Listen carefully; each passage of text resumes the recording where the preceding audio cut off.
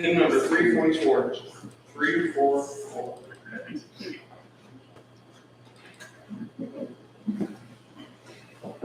Blessing.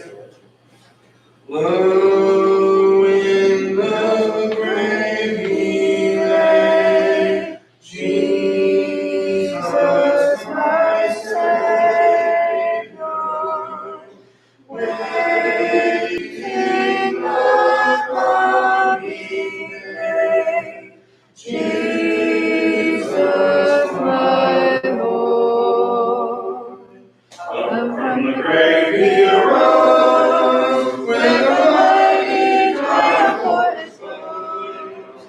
He arose the victor from the dark grave, and he lives forever with the saints to reign. He arose, he arose, hallelujah, Christ arose. Vainly they want Jesus, my Savior.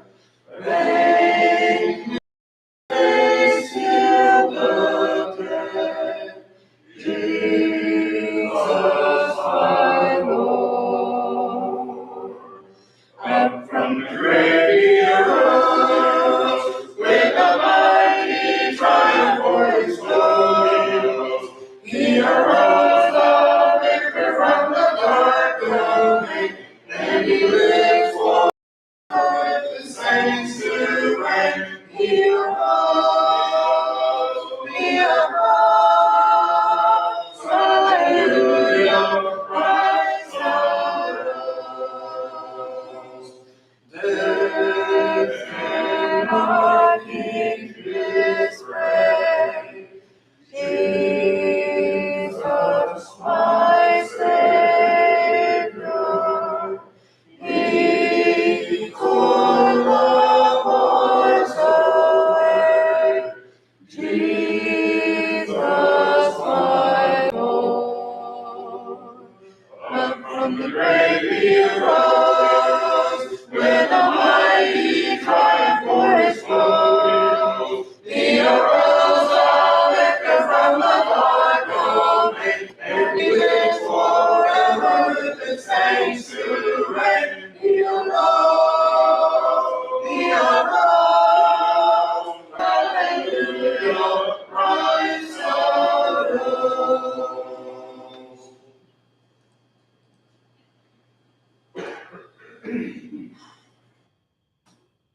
Hymn number 642. 642.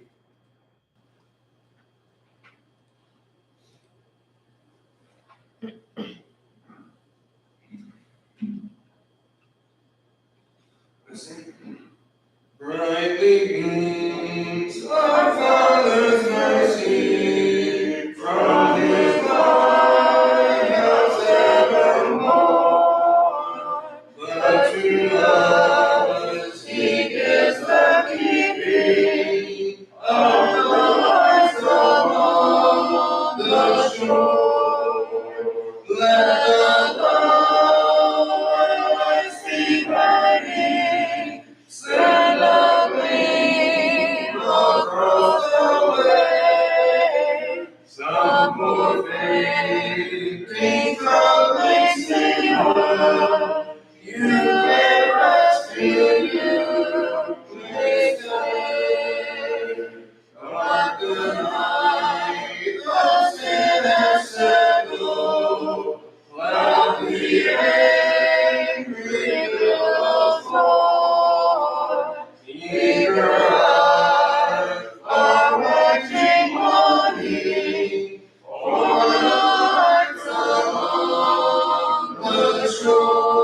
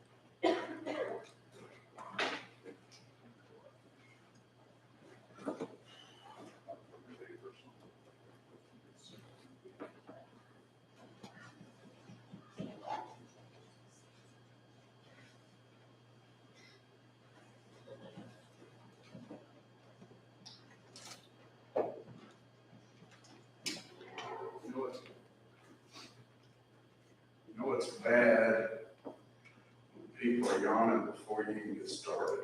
I started in Kendrick. You started in Kendrick? So what you trying to tell me? I'm not trying to tell you. They always say be prepared. Be prepared, be prepared, be bored.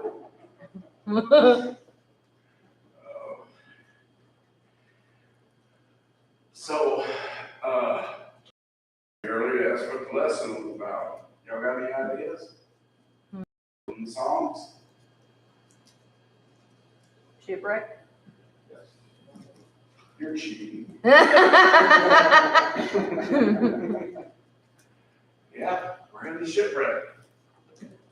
So, I was thinking it's been about a month since we got done, like, our story finished, about the time I went to a lectureship. So, I guess longer than that, so anyway. So we are now, I don't know why that's going up that way. We're back over here, by Creek, between Creek and Malta. And Paul is trying to give them encouragement. The idea is the sea's rough, there's lots of problems going on. And so there's a point there that he is trying to keep them safe or keep them encouraged about going. Notice this, when he had said these things, he took bread, gave thanks God in the presence of them all, and when he had broken it, he began to eat. Then they were all encouraged and also took food to themselves. So here is an instance where God has used this storm and through his providence to make Paul stand out as a leader, as someone who respects God, able to use his influence. And sometimes we should consider that, when we're doing things, are we someone that could be seen as an encourager? Do we encourage or do we discourage? Our actions. Well, I mean, by our actions, what do we do? It's a thing. I'm not saying we all should be trying to encourage, but it's one of those things where we can look at ourselves and say, and I'm not saying, go openly or answer it, but look at ourselves and say, in that situation, did I handle it right? This is things we should always be trying to think about. How did I come across? So the whole thing comes back, as we recorded it, and in all, we were 276 persons on the ship, Luke says. So this isn't a small company, That's actually more than my graduating class. About twice, more than twice. Ours too. Yeah, well, yeah, but I'm just saying, when you look at some About things. 10 times more, actually. About 10 times more. For y'all, about 2.5 for me. But again, it just comes to that point that you start thinking about that, put relative terms into it to see how it fits. It's not a small number. And so it wasn't really a small ship either. I mean, of course, that includes all the prisoners, all the Roman guards, all the sailors, everybody.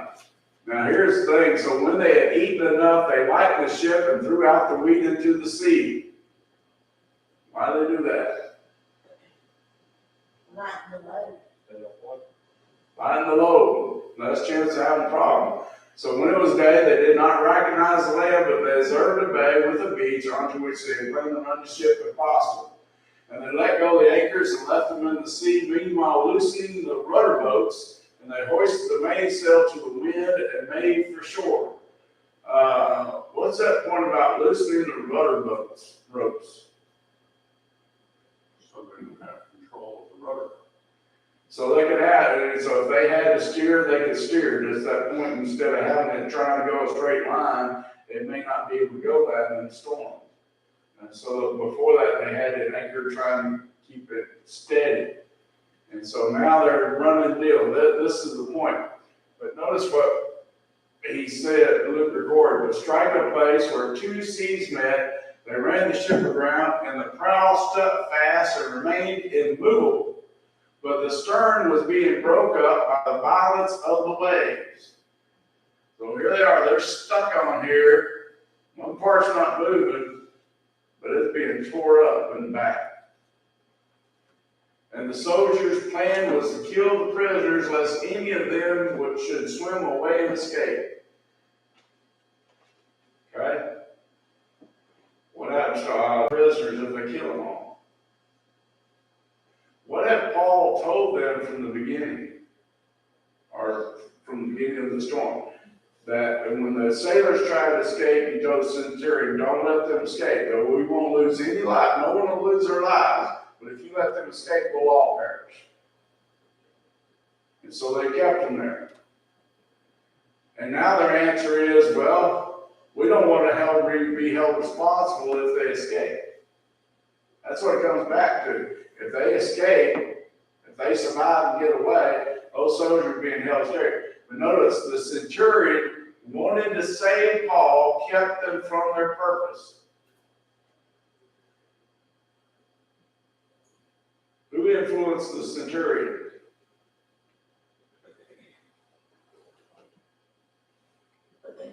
Paul, for sure. Okay, who else? No. Who said that? God. God through Paul. Who's sending Paul to Rome? God sending Paul to Rome. God's sending Paul to Rome. He's using his providence, but we go way back, and God has told Paul, you're going to Rome.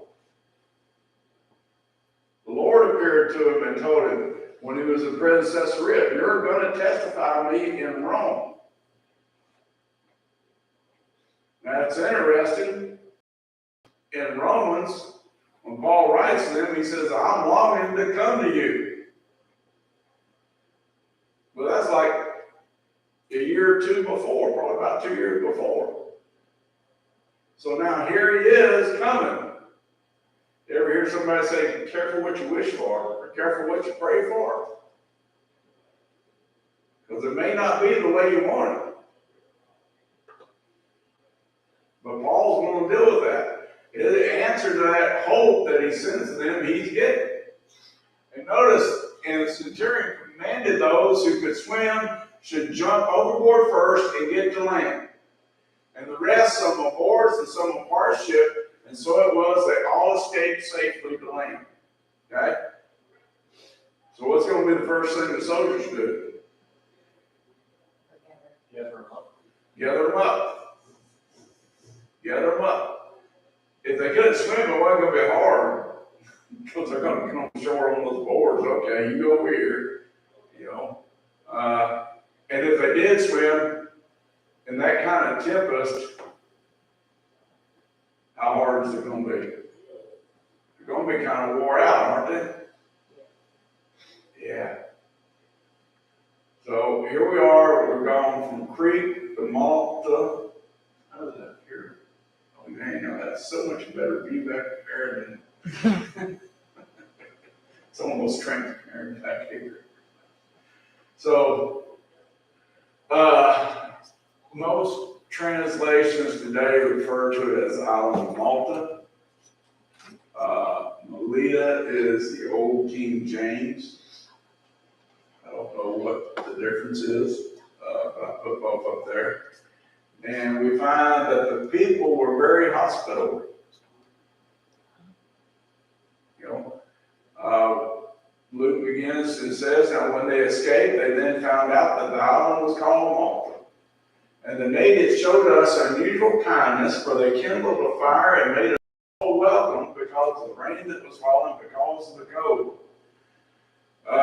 What does rain do when it's cold? Hypothermia. Hypothermia. It makes it colder. Makes you really cold.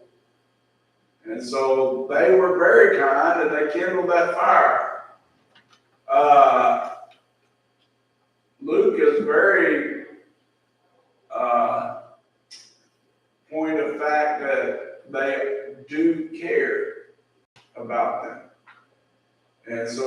there comes that point that he's saying how hospitable they are. They're not a people that are mad because they're there or upset, but they see them in peril and they are willing to help them. What would they make? What kind of people like that, what would they make? They'd make good Christians. Think about it. They're the kind of people, they would make good Christians. Right? Very hospitable, very helpful, very caring about people. You convert them to Christianity, you got some, they already understand the point of loving your neighbor, right? So that point there. But now, the interesting part is when Paul had gathered a bundle of sticks and laid them on the fire, a viper came out because of the heat and fastened on his hand. You ever see a snake run from the fire? I have. And they'll bite the first thing they come to because they're in fear. So it bites. Paul, what's the thing about a viper? You ever find a viper in a poisonous? Poison. So what is in a situation this, what does our superstitions say?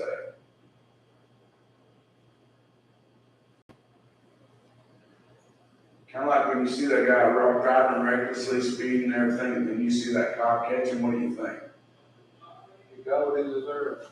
Got what he deserved, right? Karma. What's the word we tend to Karma. use? Karma. People say, oh, that's karma. It's reaping what you sow is what it comes down to, but that's kind of what karma is. Somebody had mentioned that in my class, and I said, I said, well, I don't know about that anyway, and I moved on, but yeah, everybody says that karma stuff. That's really silly. It is a bit of a superstition, but what it is reaping what you sow. Right, exactly. But that's kind of God too, you know. God says you'll reap what you sow. That's a law. Huh? That's a law. That's a law, yeah. So here's that point. And that's what notice that their superstition. So when the natives saw the creature hanging from his hand, they said to one another, no doubt this man is a murderer, and though he has escaped the sea, yet justice does not allow to live. Yeah. Well, that's what happens when you get superstitious. Obviously you did something to cause this. Now, the person we see getting that speeding ticket, get pulled over, when we don't see them speeding and doing all these things, we're like, okay, yeah, you brought that on yourself. But not everything, and some things are just an accident. Some things just happen, and some things are partly our responsibility. So, but their deal of it, they're superstitious. Here he is. He's been in this shipwreck.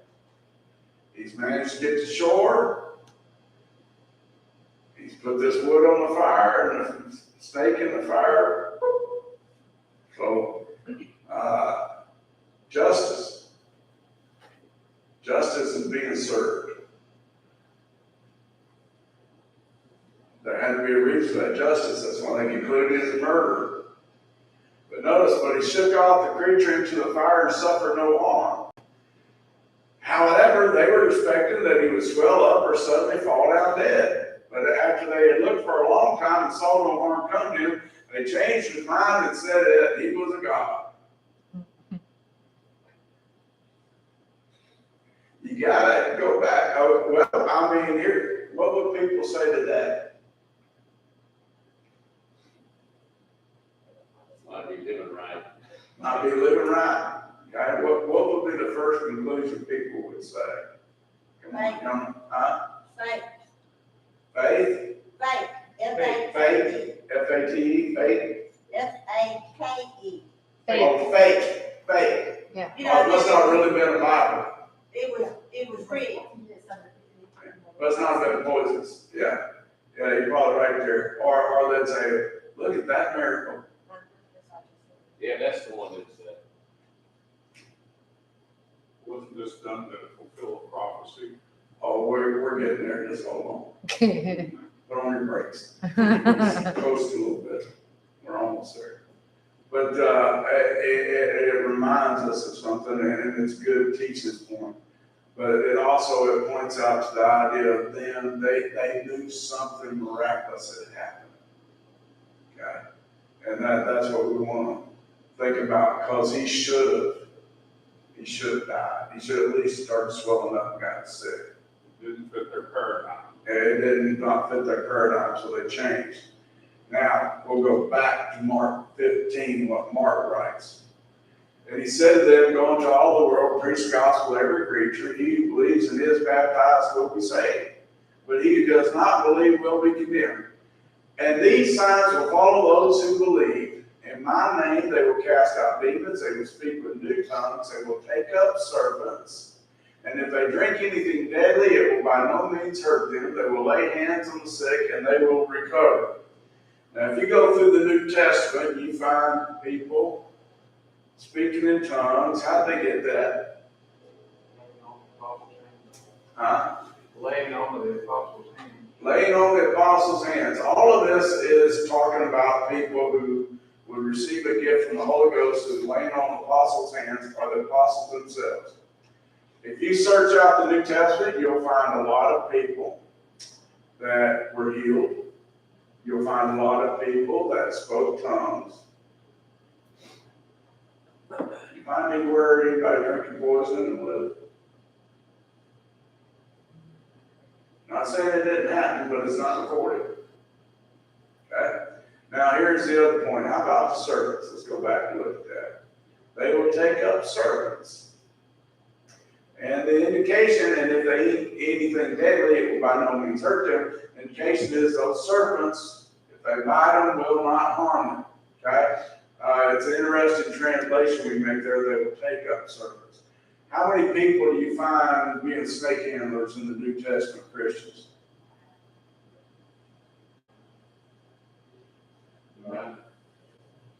None. In car rental, what is the gift they really want? Tongues. Be able to speak that foreign language. Notice nobody said, hey, let me play with snakes.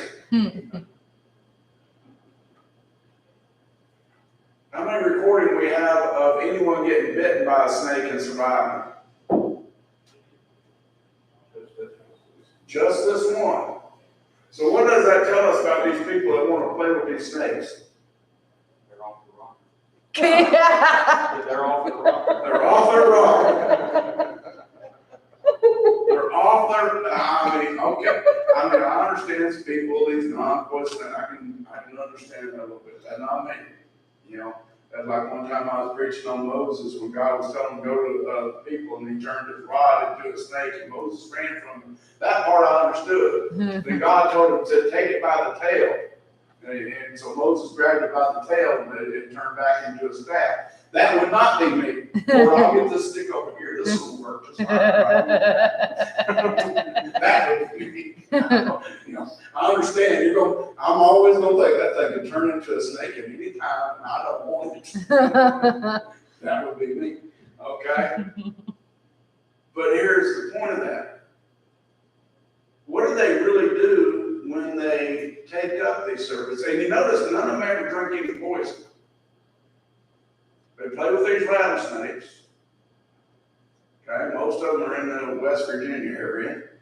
They want to play with these rattlesnakes. Some of them get bit over and over again. Some of them have got deformities in their arms and everything from where they bit. They've survived. They've also done some things to treat it to get the poison out. That's why you see the deformities in arms and everything. And some of them haven't survived, and then they'll say it was because of their lack of faith. Okay?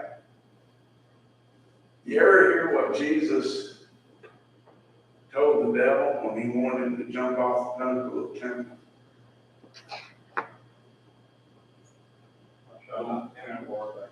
You shall not tempt the Lord thy God. Lord your God. Okay? When you take something like that and say, well, that's a test of faith, and I'll use it to show my true faith, and you're tempting God. Did Paul pick up that snake willingly? Did he even pick it up? No. No. The only thing he did when it bit him was shook it loose. Okay? So, just because we read something in the scriptures and it says these signs come, we need proper application, we need proper understanding, and at no time should we be trying to tempt God. Okay? So, going back to our island. So, you think after they see Paul as a God, he's gaining some influence? Okay? We don't have any record of Paul saying he's not a God. But do you think Paul let them believe he was God? No. Without saying anything? Knowing his nature? No. Just because Luke doesn't record it doesn't mean that it didn't happen. Now Luke moves on. In that region there was a state of the leading citizen of the island whose name was Publius, who received us and entertained us courteously for 3 days. Now they moved off the beach and they're in housing. And it happened that the father of Publius lay sick of a fever and dysentery. Paul went into him and prayed, and he laid his hands on him and healed him. So when this was done, the rest of those on the island who had diseases also came and were healed. They also honored us in many ways, and when we departed, they provided such things as were necessary. The interesting part is, we don't read anybody becoming a Christian.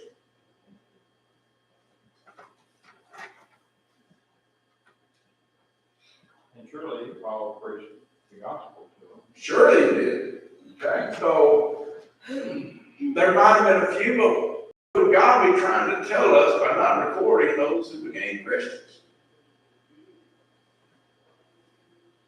Plant seeds wherever you go. Plant seeds. You may not ever know the results. There you go. You plant seeds wherever you go. Along the water. And they may bear fruit. Someone else may go on. They may one day bear fruit. And then again, what else? They may not. That's why Paul makes that statement in Corinthians, I came not to baptize, but to preach. It's interesting how people twist that because he says, which is not done with the wisdom of men's words. Because the point of it is, if all Paul wanted to do was get people baptized, guess what how his preaching would be? A lot of this feel-good stuff we hear today. The point is to save souls, and so souls have to make that determination, I'll be baptized. It's to give them the opportunity to plant that seed, just as he said, I planted, Apollos watered. Who gave the increase? God. Well, I wish y'all could have been at that funeral on Sunday or Monday. You want to talk about a sermon that was preached in a litany about somebody's salvation, about being saved? Man, he was on fire. Guy in that room over there, he laid it out there, he put it there, he talked about, and you want to talk about seed planting? 55 years. A seed planted bore fruit.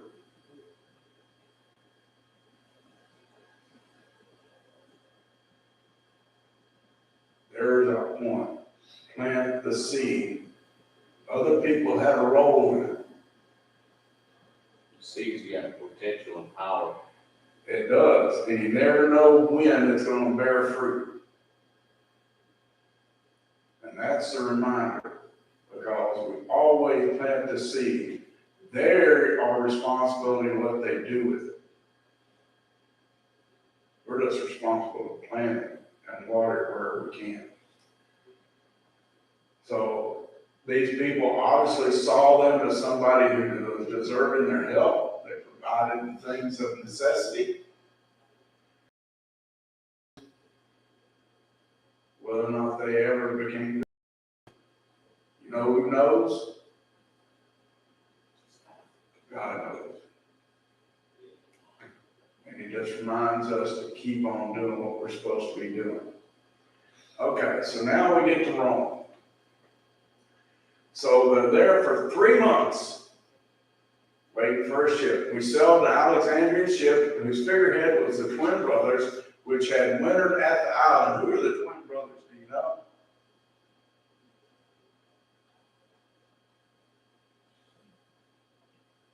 Jonas and Janus. If I remember my mythology correctly, they were twin gods. And I think that's who he's referring to there. And landing at Syracuse, we stayed 3 days. From there, we circled around and reached Rhegium. And after 1 day, the south wind blew. The next day, we came to Puteoli. Okay, so now they have gone Malta to Syracuse, which is on the island of Sicily, and then to Rhegium, through that little channel there between Italy and Sicily. And it's an interesting thing, if you ever go over there on a boat, especially at night, how close you think the shorelines are? 100 yards? Huh? 100 yards? Maybe a little more than that. Enough that a ship can go in between, a modern cruise ship can go in between them, but you can see the lights on both shorelines. We went through there at dinner time, and you can see all the lights from the dining room. So on both sides. So it's interesting how close that is and how much effect that they have. So they bordered right there, right on the tip of Italy, and then went on up to Puteoli, and then on up into Rome. Notice let's see, where was that? Puteoli, and here's an interesting part. Notice what they found at Puteoli, where we found brethren. Notice that, where we found brethren. How nice is it when you see brethren? What exciting. Especially in that time frame, yeah. Everything they went through, hey, here's some refreshing, here are brethren. We do that today. How many times have you passed by a church and you go, oh, there's a church? And sometimes you hope it's brethren. Sometimes you wonder, but overall you think of it as brethren unless you go in and see something other else. And it is refreshing, and it's good to know. And notice they were invited to stay with them 7 days, and so we went toward Rome. Now here's the interesting part. Who's making these decisions that they can stay? I don't know why it's going in and out. It's I'm the microphone. yeah. Here's the interesting part, and I think we neglect this. Who made the decision that they could stay? The centurion must have. That centurion would have had to make that decision. All these extra stops. I mean, just like that in 7 days, we're going to wait a week. That centurion had to make that decision. Now, why would he make that decision?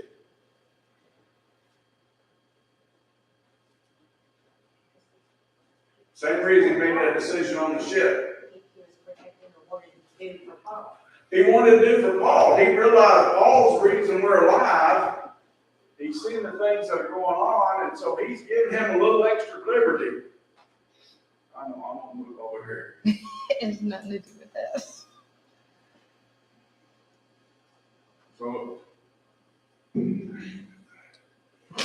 So anyway, he gives them a little extra liberty. He's listening to them. He's allowing some things that normally would not be allowed. But he's also kind of looking at things differently. Here's what I'd like to know. And I kind of wonder, did he ever become Christian? Was he part of that Praetorian Guard that Paul talks about? Did he become a Christian? One thing about it, God's sure trying to influence him to be one. Notice that from there, when the brethren heard about us, they came to meet us as far as Apophorum and Three Inns.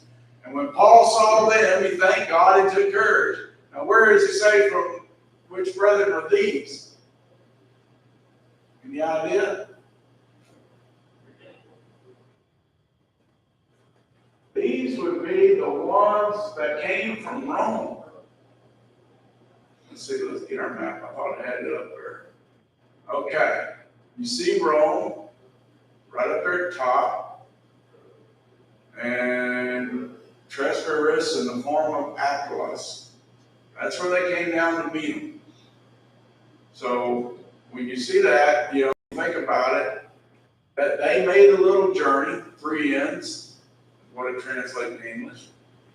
And so they made that little journey. Okay, what does that tell you if you're Paul? Okay, Paul had wrote to the church of Rome, but now they find out he's nearby and they come say, we care about you. We're concerned for you. That helps a lot. And so that makes him thank God, and he took courage. So now we're into Paul's first imprisonment. Because that's what happens now he gets to Rome. He's going to be in prison. It's a little different than being in the prison. Okay? We call it imprisonment. What would we call it today? House arrest. House arrest. House arrest. I think that point, with Paul giving a lot of liberty, I think we need to understand that. Unlike house arrest, if you're able to go to work or things like this, or you're just totally confined today, Paul was confined to his house. But he could get whatever visitors he wanted. Notice this point. In verse 16, when we came to Rome, the centurion delivered the prisoners to the captain of the guard. But Paul was permitted to dwell by himself with the soldier who guarded him. Now, who do you think used their influence for that? That centurion. God's been working on that centurion since they left Caesarea. And now he is using him to that point that he would have necessarily used his influence, Captain Guard, that this guy's good. Here's what he's done. Just let him have his own house. Let's let him dwell. So instead of being in the prison, he's permitted to dwell by himself with the soldier guarding him. Now, what does it mean with the soldier guarding him? Chained to him. They're joined. Okay? But that's better than being in the prison. It really is. So, here's the interesting part as we finish up. We're going to try and finish this out, and we'll be done with Acts, and then we'll go into some other things during his prison next week. It came to pass after 3 days that Paul called the leaders of the Jews together. So when they had come together, he said to them, men and brethren, though I have done nothing against our people or the custom of our fathers, yet I was delivered as a prisoner from Jerusalem into the hand of the Romans, who they had examined me, wanted to let me go because there was no cause for putting me to death. He's saying, first of all, here's what the Jews wanted. They wanted me put to death. But the Romans understood there was no reason to put me to death. And they wanted to let it go. And when the Jews spoke against it, I was compelled to appeal to Caesar, not that I had anything of which to accuse my nation. So I'm not going to speak against my nation, as people would expect to, but I appealed to Caesar. Why? You go back to that point. Who finally sent Paul to Rome? Was it Felix? Felix. And when Felix, the reason he did it was because he was letting the Jews influence him. And that's what Paul said, if the Jews had said, forget it, he'd have let him go. And he even admitted to Agrippa, there's no reason for him to be in chains.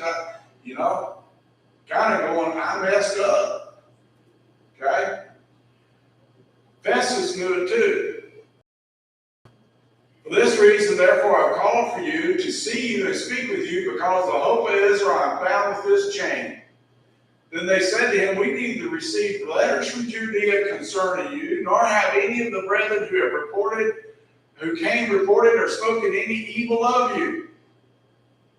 So their first deal of it, there's nobody accusing you of anything.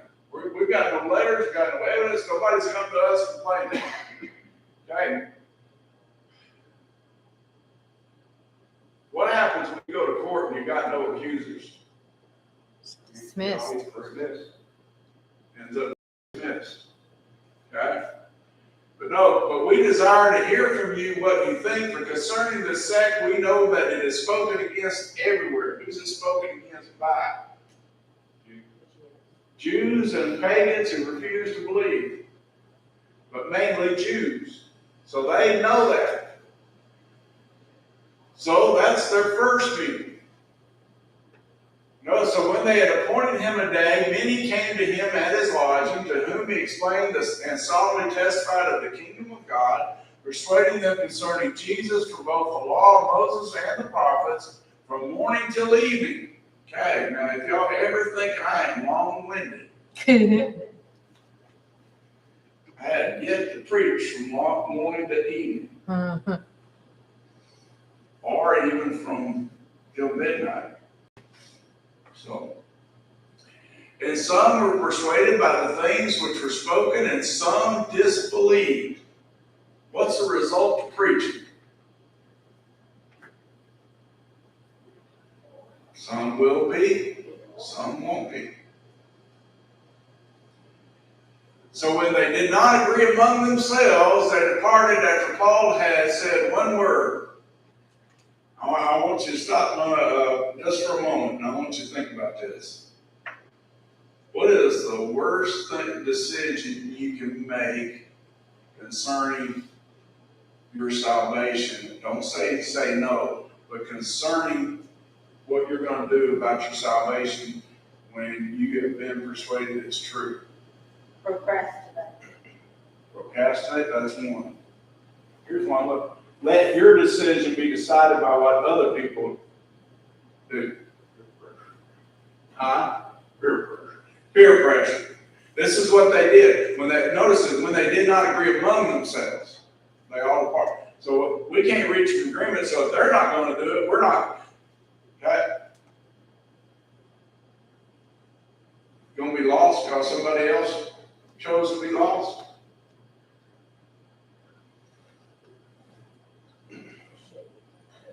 Huh? I said they shouldn't be. They shouldn't, but that also shows their weakness. Now notice, Paul says this to them. This final thing he says. The Holy Spirit spoke rightly through Isaiah the prophet to our fathers, saying, go to this people and say, hear and you will hear, and shall not understand, and see and you will see and not perceive. For the hearts of this people have grown dull. Their ears are hard of hearing, and their eyes they have closed, lest they see with their eyes and hear with their ears, lest they should understand with their hearts and turn so that I should heal. Did God force them to be hard of hearing? Did he close their eyes? Did he dull their hearts? Only through preaching. They chose. They chose to reject it. So therefore, let it be known to you that the salvation of God has been sent to the Gentiles, and they will hear it. The biggest hang-up the Jews had was what? Two of them. One, this Messiah died. We're not going to be the ruling nation on earth as an earthly kingdom. That's what we're expecting. That's not what we're going to get if we believe it. Two, it includes the Gentiles. Come on. That can't be right. But if you search the law of the prophets, like you should, it was always intended to include the Gentiles. Go all the way back to Abraham. By your seed, all nations will be blessed. So even back then, God was saying the Gentiles will be included before there was even a Hebrew nation.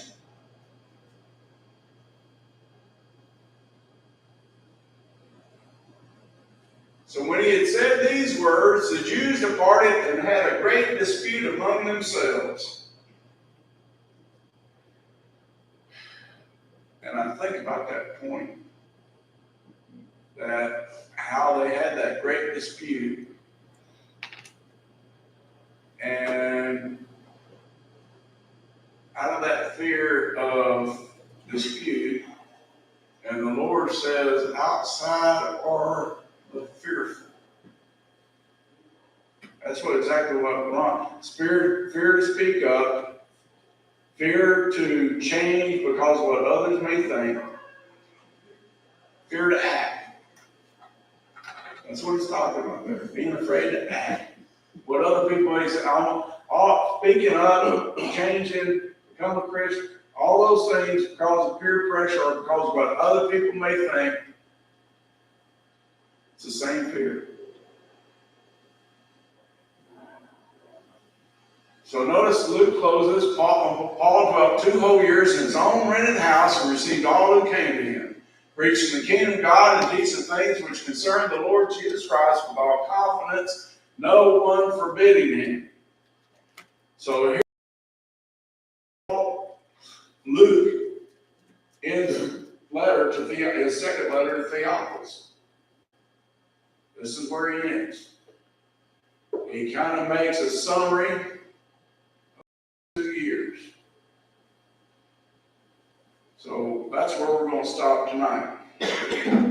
Now, next week we're going to pick up on some things that we learned from the epistles concerning what Paul did while he was in prison and for those 2 years. And we'll be getting to some reasons why we should understand that it was 2 different imprisonments. And over the next couple of weeks, my plan is 3 more Wednesday nights. Not next Wednesday night, but by the 29th we'll be done. So, I think that right there. So I divided everything up tonight. So, there is that thought, though. Agrippa, almost, with a little bit you could persuade me, but I'm not going to let you speak that little bit. That's really kind of what he's saying there. A little bit more and you would persuade me, but I'm going to stop it here. These Jews that believed, let those Jews who refused to argue about it and influence them. Now, who knows, maybe later, maybe sometime in that 2 years, they would become Christians. But what would happen to them if they did? They'd be ostracized by those other Jews. That's the problem right here. That applies to people today. It applies to people today, a lot of people. Well, I mean, even that point where Jesus said that enemies will be those of your own household. People get upset today if you speak the truth. I can remember my grandmother telling me and my brother and my sister, my brother just recently died, and my sister, we were the 3 youngest. And we were staying with her for about 2 weeks, and we said something about wanting to go up to the church in Montrose, in Arkansas, Portland, because there wasn't a church of Christ in Portland. It was about 10 miles away. And she said, "You're not going to that Campbellite church today or tomorrow. You're going with me to my church so I can show off my grandchildren." What she called it, Campbellite church. She didn't like it. She didn't like it. She didn't believe it. She was totally against my mother ever marrying my father and being a member of the Church of Christ. And that was the only thing she held against my great uncle, who was the one that my mother went to stay with in Florida, because he converted her, because he was a member of the church. And that's where she met my father, because he was there staying with his sister, all going to church. Okay? Now I'll tell you the interesting thing. Uncle Harvey, at church in Montrose, died on the church house steps. Going into church. He was there visiting and didn't hunt. He went to that church in Montrose. Now, no believing things that I do, that woman is grateful he was in that church.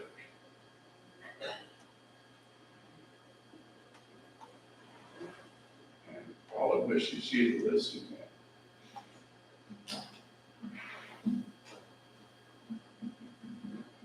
Every now and then, thinking about that rich man that died,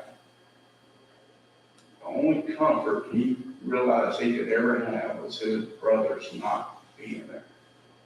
So the next time somebody tells you, I'd rather be lost than convert because I have loved ones, mind that they don't want them there. If they're lost, and God's in their hands, they're in God's hands. I can't say for sure my grandmother's lost, but I have great doubts about her salvation. This, there's not one person in this family that she wants to be lost. If she's in heaven, she don't want to be lost, and if she's in that torment, paradise, she don't want to be lost either. We need to remind people of that. They'd rather go through eternity without you than for you to be where they are.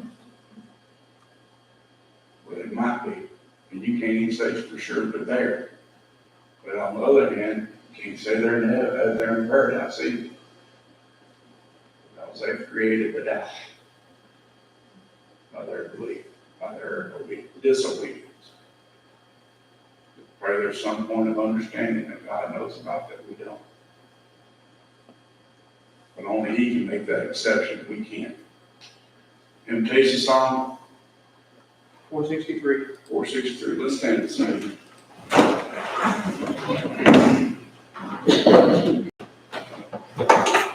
I don't know about tomorrow. I just live from day to day. I don't know from its sunshine, for its skies may turn to gray. I don't worry o'er the future, for I know what Jesus said. And today I'll walk beside Him, for He knows what is ahead. Many things about tomorrow I don't seem to understand, but I know who holds tomorrow, and I know who holds my hand. Every step is getting brighter as the golden steps I climb. Every burden's getting lighter, every cloud is silver mine. Where the sun is always shining, where no tear will dim the eye. At the ending of the rainbow, where the mountains touch the sky,